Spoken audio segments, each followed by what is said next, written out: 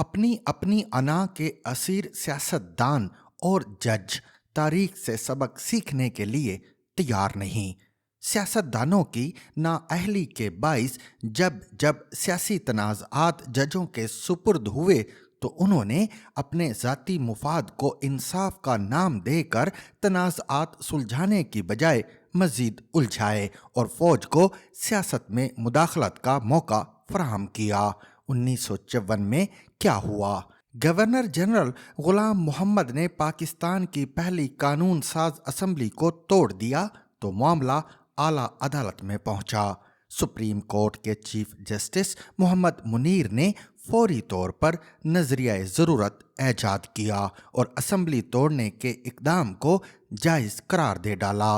ان کے ساتھی جج اے آر کارنیلیس نے اسمبلی توڑنے کے اقدام کو مسترد کر دیا اور اختلافی نوٹ لکھا۔ جسٹس منیر کے نظریہ ضرورت نے جنرل ایوب خان کو مارشل لاء کا راستہ دکھایا اور موصوف نے 1958 میں پاکستان کا پہلا آئین پامال کر کے مارشل لاء نافذ کر دیا اور 200 کیس میں جسٹس منیر نے ایک دفعہ پھر نظریہ ضرورت کو بنیاد بنا کر مارشل لاء کو بھی جائز قرار دے دیا۔ جسٹس اے آر کارنیلیس نے ایک اور اختلافی نوٹ لکھا اور کہا مارشل لاء بھی شہریوں کے بنیادی حقوق کو معطل نہیں کر سکتا۔ 200 کا تعلق بلوچستان کے علاقے لورا لائی سے تھا۔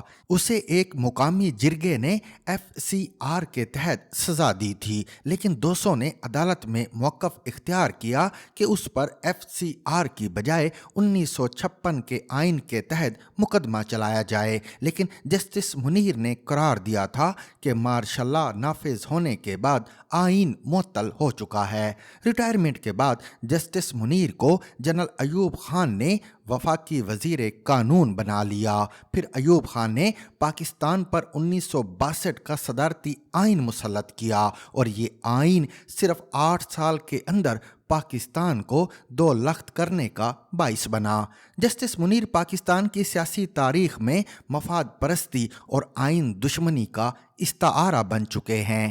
4 اپریل کو موجودہ چیف جسٹس عمر عطا بندیال کی سربراہی میں ایک 3 رکنی بینچ نے الیکشن کمیشن کی طرف سے پنجاب اور خیبر پختونخوا میں انتخابات کے التوا کو مسترد کرتے ہوئے 14 مئی کو انتخابات کا حکم دیا تو پاکستان تحریک انصاف کی قیادت نے جسٹس عمر عطا بندیال کو خراج تحسین پیش کرتے ہوئے کہا کہ وہ جسٹس منیر نہیں بنے بلکہ جسٹس کارنیلیس کے راستے پر چلے۔ پاکستان کی سیاسی تاریخ کو درست تناظر میں دیکھا جائے تو سوال پیدا ہوتا ہے کہ اگر جسٹس عمر عطا بندیال واقعی جسٹس کارنیلیس کے راستے پر گامزن ہیں تو کیا ہم جسٹس قاضی فائز عیسیٰ کو جسٹس منیر کا جانشین قرار دے رہے ہیں؟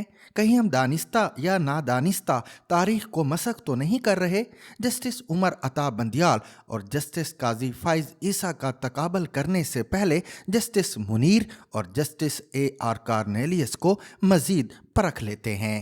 جسٹس منیر کا تعلق لاہور سے تھا۔ کارنیلیس آگرہ میں پیدا ہوئے تھے اور کیتھولک مسیح ہونے کے باوجود قیام پاکستان کے حامی تھے۔ الطاف حسین قریشی کی کتاب ملاقاتیں کیا کیا میں ان کا ایک انٹرویو شامل ہے جس میں انہوں نے بتایا کہ وہ تحریک پاکستان میں قائد اعظم کا ساتھ دیتے رہے اور 23 مارچ 1940 کی قراردادوں کی تشکیل میں انہوں نے بانی پاکستان کی معاونت کی۔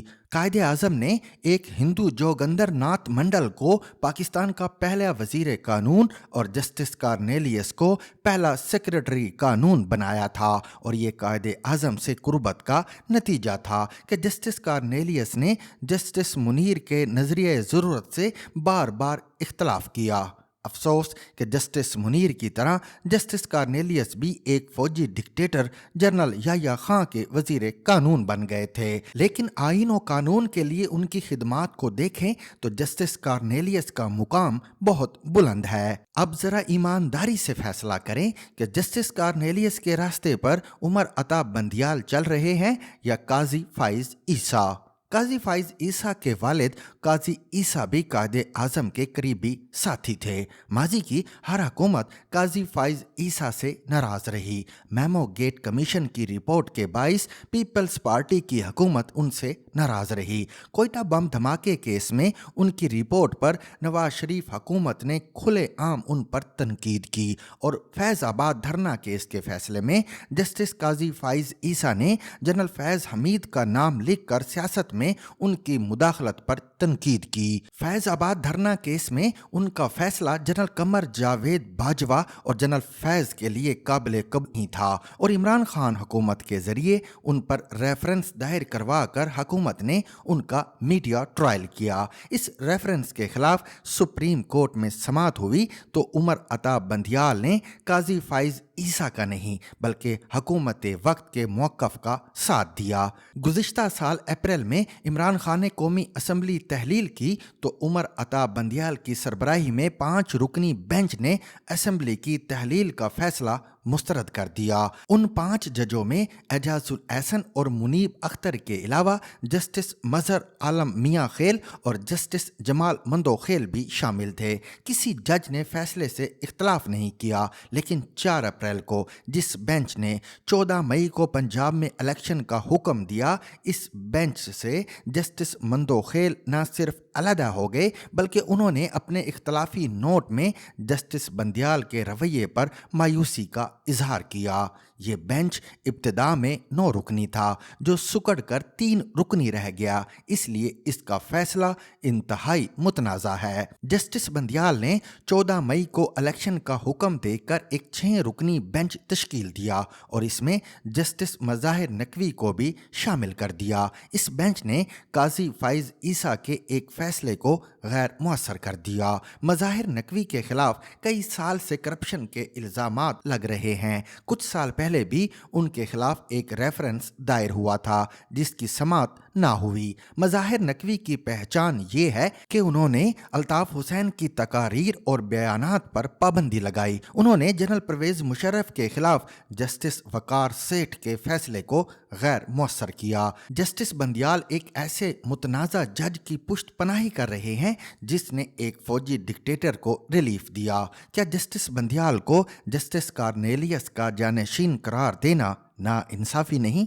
جہاں تک آئین کی بالادستی کا معاملہ ہے تو پنجاب اور خیبر پختونخوا میں اسمبلیوں کی تحلیل کے بعد 90 دن میں الیکشن ضرور ہونا چاہیے، اور اس معاملے پر اگر فل کورٹ بن جاتا تو وہ بھی 90 دن میں الیکشن کی حمایت کرتا۔ لیکن بندیال صاحب اپنے کچھ ساتھی ججوں کے ساتھ بیٹھنے کے لیے تیار نہیں، جس طرح عمران خان اور نواز شریف ایک دوسرے سے بات کرنے کے لیے تیار نہیں، اسی طرح بندیال اور قاضی فائز عیسیٰ ایک دوسرے کے ساتھ بیٹھنے کے لیے تیار نہیں۔ سیاستدان اور جج ایک دوسرے کے رنگ میں رنگے جا رہے ہیں، اس لیے آج کے ججوں میں سے زبردستی کسی جسٹس کارنیلیس کو تلاش نہ ہی کریں تو بہتر ہے۔